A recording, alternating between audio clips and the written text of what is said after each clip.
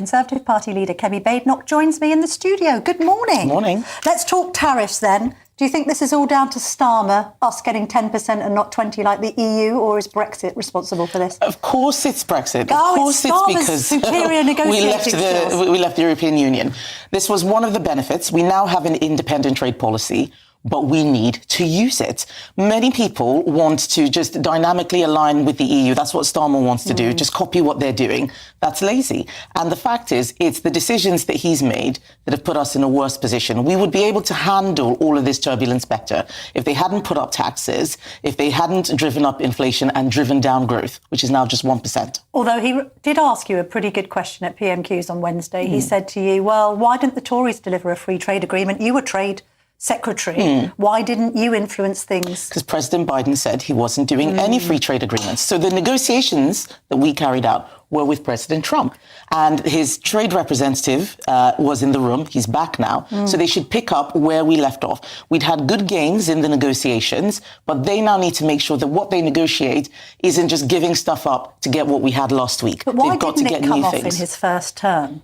Just run out of time. We didn't leave the EU until January 2020. So he was gone before before there was time to conclude. But we'd actually gone a significant part of the way. But, they've lost our best trade negotiator. They don't know what they're doing. And, just today, Keir Starmer is saying globalization is over and we should focus more on the domestic. If so, why is he closing oil and gas fields in the North Sea? That's not serious. When we talk about this trade deal, a lot's been said about, we're going to have to try and water down the digital services tax and maybe we need to water down the online safety bill. And these are all of the concessions we're going to have to be making to the tech bros in America. I mean, you're a realist. You appreciate that that's going to be part of the quid pro quo. It doesn't have to be. That's not how trade negotiations work. We cannot give stuff away just to lower the tariffs. That's just putting us back where we were last week with even less. We've got to give something, though, haven't we? I mean, the art of the deal. Donald Trump isn't going to accept a trade deal only on the UK's terms. That would be preposterous. No, but it wouldn't only be on the UK's terms. Let's look at what the two sectors are asking for. The best trade deals are the ones where businesses from both countries come together. We used to have, the British-American alliance and all of those sorts of investors. They would say this is how it could work for both countries. If you allow unions to negotiate the way Labour does, then yes, you're going to get something terrible. But this is what worries me, that we have a government that doesn't know what it's doing, that's making bad decisions. Look at what they've done on Chagos. Look at what they've done with the family farms tax. Look at what they've done on winter fuel. Now today, they're reversing this zero electric vehicles mandate, which we had done previously. They messed everybody around, told people we were climate change deniers, scrapped it. Now they've seen that actually their net zero plans don't make sense. Darren Jones is being a bit equivocal about that. I don't know I don't know what's happening next week. He might come up with an industrial strategy. What are you saying on the whole car industry problem? Because obviously we've got Jaguar Land Rover now temporarily suspending sales to the because US. Of course we didn't get a reprieve on car tariffs. No. We didn't get a reprieve. No, 25%. Exactly. The car industry's on its knees. Vauxhall's plant closed down a couple of weeks ago. We've done it on the show. We've had people from manufacturing coming in saying we are having an absolute nightmare. You've obviously come forward with that scrapping of the net zero by 2050 pledge. What are you saying about EVs and how should the car industry be supported through this abject crisis? Well, let's look at what we did 2 years ago. All the car companies were telling me that this is not going to work unless the government pays a lot of money, a lot of subsidies. People didn't want to buy electric cars. They're very heavy on the roads. It's one of the reasons why we're getting more potholes, for example. So we need to create policies that make sense. Can people afford this? Where are the components coming from? Not just relying on China, which is partly what President Trump is trying to do. This trade war is really about China. The rest of us are in the way and are feeling the brunt of it. But another thing that we can do is start working with the other partners. We had the biggest post-Brexit trade deal, CPTPP, those 12 countries, Japan, Australia, Mexico, Canada. They're all feeling the brunt as well. We should be working with them. Let's try and lower some other tariffs. Let's do more where we have influence, as we do with the EU, rather than just sitting back and looking for more things to give away to the US. That's not the right way to do it. Also, though, aren't we going to be worried that we are now going to be flooded with even more Chinese goods? I mean, you speak to somebody like James Dyson, he says the Chinese don't have any respect for intellectual property. They're just going to knock off my vacuum cleaner or my air dryer or whatever. And that's just the way the Chinese operate. They don't have any respect for any laws. That's where we should be focusing on. The people who don't play by the rules. Rather than throwing all the rules away, let's make sure that those who don't play by the rules are made accountable. That's where you use tariffs. That's what they're there for. WTO rules are about people who are dumping goods, over-subsidizing, unfair competition. That's what tariffs should be used for. How about this whole idea of a no free trade deal without freedom of speech? You've spoken up in favour of the anti-abortionist Livia Tosiki-Bolt. She's obviously been found guilty last week of infringing an area, a no-go zone, with her kind of silent prayer.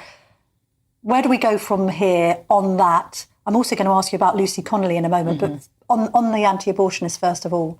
So we have to make sure that we don't say what is not going on. We do have free speech in this country. It is under threat in some ways. You look at the story of that poor nurse who's been suspended, I hear, for calling a paedophile a man while she was being racially abused. That is a big problem. I am certain she's going to win her case, as will the Darlington nurses. The problem is that a lot of organizations are just imposing all sorts of mad things. People are having to go to court, go to tribunals. That is not fair.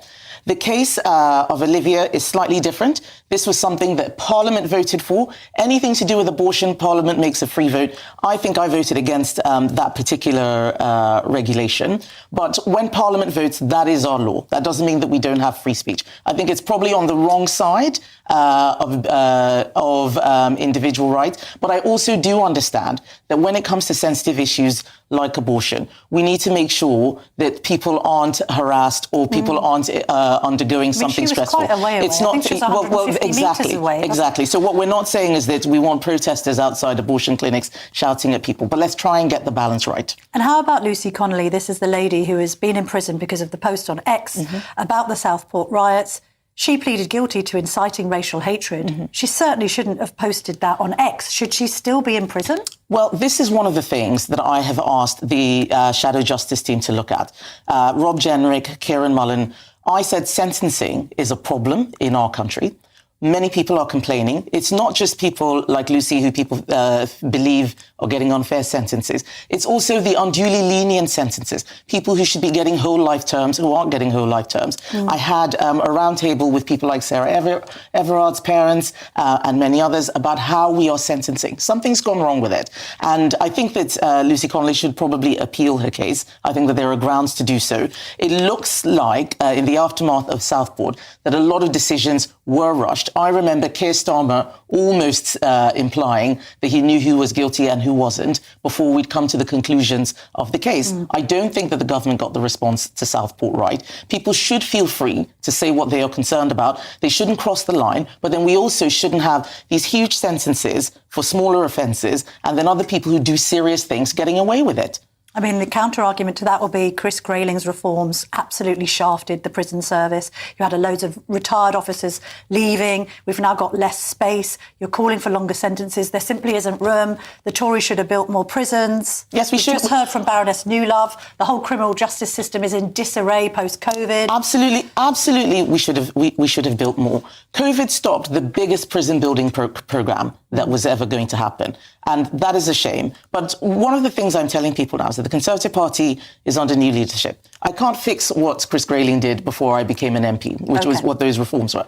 I'm the leader now. What are we going to do now? And that is why I have asked Rob Jenrick, for example, to go out and fight all the battles on two-tier sentencing council, all of that. Is that a problem for you? Because lots of people are saying Rob Jenrick is the leader of the opposition, not Kemi Badenoch. He's moved the dial on the sentencing council's decision. They've reversed it. But these are things which he and I discuss, and I say go for hell for leather. Make sure you do that. I know, but he's breathing down your neck, isn't company.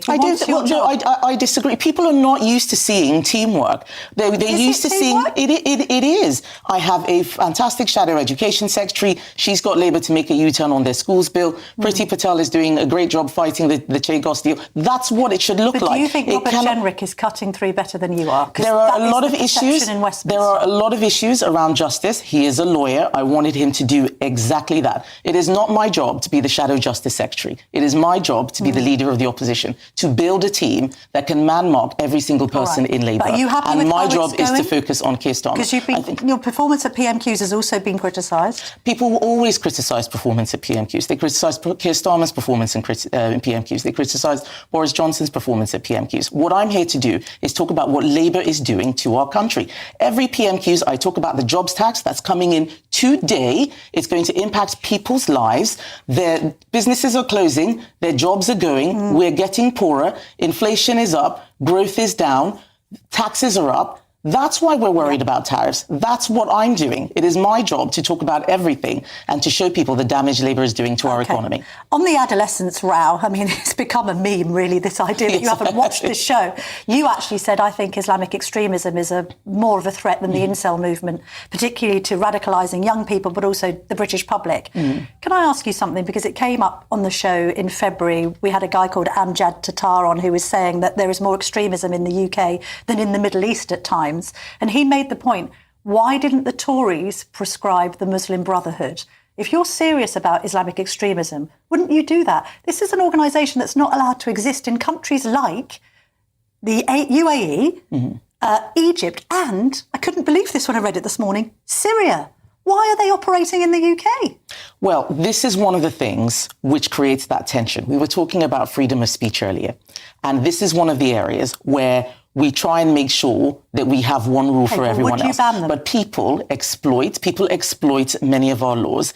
I know that there have been many issues around the Muslim Brotherhood. We have taken action. We should prescribe them, shouldn't we? I have not seen the decisions on why they were or were not prescribed. Well, David Cameron was going to and then shied back from it during his administration. Right. I'm asking you, if you're serious about cracking down on Islamic extremism, surely under a Kemi Badenoch government, the Muslim Brotherhood should be prescribed. There should, any organisation that is a threat to this country, that is promoting sectarian interests and is inciting hatred and so much more, should be prescribed. So you're saying yes to the Muslim Brotherhood? What I'm not doing is, without having the facts and looking at a case, just saying yes. You know I don't just make announcements on TV. What's your instinct on it? It seems nuts that the Muslim Brotherhood could exist in the UK, but not in Syria because they're deemed too dangerous. I don't know whether the manifestation of it in Syria is the same as here, but they have more draconian laws there. They execute people there. We don't. So let's look at what's actually happening. It is not an organisation that I believe that has the interests of the UK.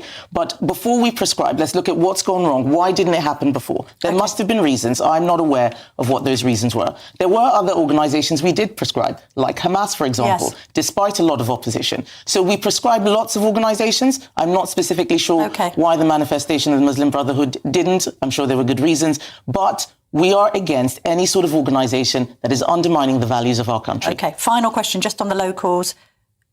973 seats won by the Tories in 2019. How many are you going to lose? I'm not going to play guess the number. Go on. The result in 2021, 300, 400, the result we got in 2021, which is the last time we fought those seats, was unprecedented. We won 2/3 of the seats. Well, no party has ever done that before. You're predicted to lose more than half. So no party has ever done that before. We have now had a historic defeat. We are lower in the polls than we've ever been. And that means that it's going to be very challenging. All right. But our local councillors are working very hard, and we're pointing to the fact that you look at Labour in Birmingham, where there's rubbish piled up in the streets, rats running around. That's what you get if you don't vote Conservatives. We deliver lower taxes and better services across the board. We beat all the other parties on that. Kemi Badenoch, we need to leave it there, but thank you very much for joining me in the studio this morning. Thank you, Camilla. Lovely to see you.